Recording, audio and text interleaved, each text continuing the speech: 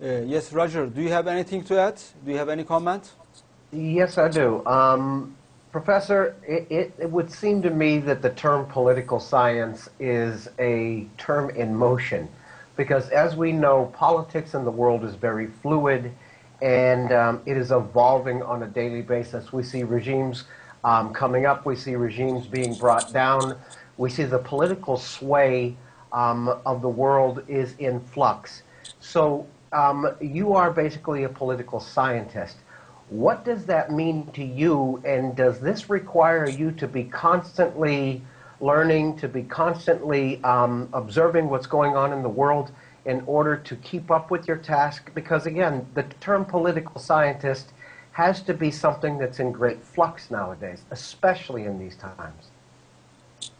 Yes, well, I should start by saying that political scientists themselves are quite skeptical about the scientific characterization. I mean, they use it. However, they're very cautious when using it. They don't want to make too many claims, especially about predicting how a region is going to move in what directions.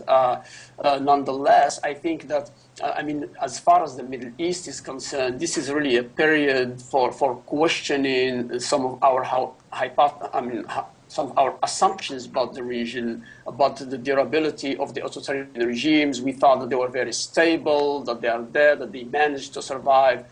But with the Arab Spring, well, I mean, we have to start raising new questions. Why suddenly this collapse? What is going to replace it?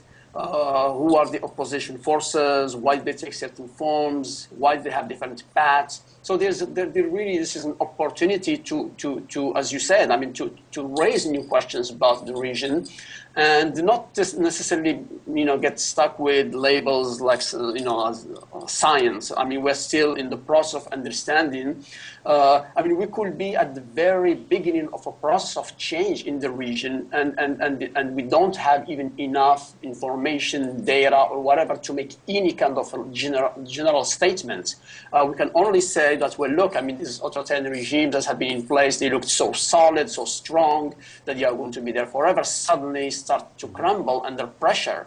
And also interesting is that the challenge is not coming from institutions or from civil society, it's coming from the margins. And that raises a whole sorts of other issues. So yes, I mean, we have to adapt to changing situation. But I mean, I think if I might define myself as a political scientist, I don't see my job as to predict what's going to happen, but rather to ask why and how things are happening, and how what might happen in the future without that ambitious claim to predict. Thank you, sir.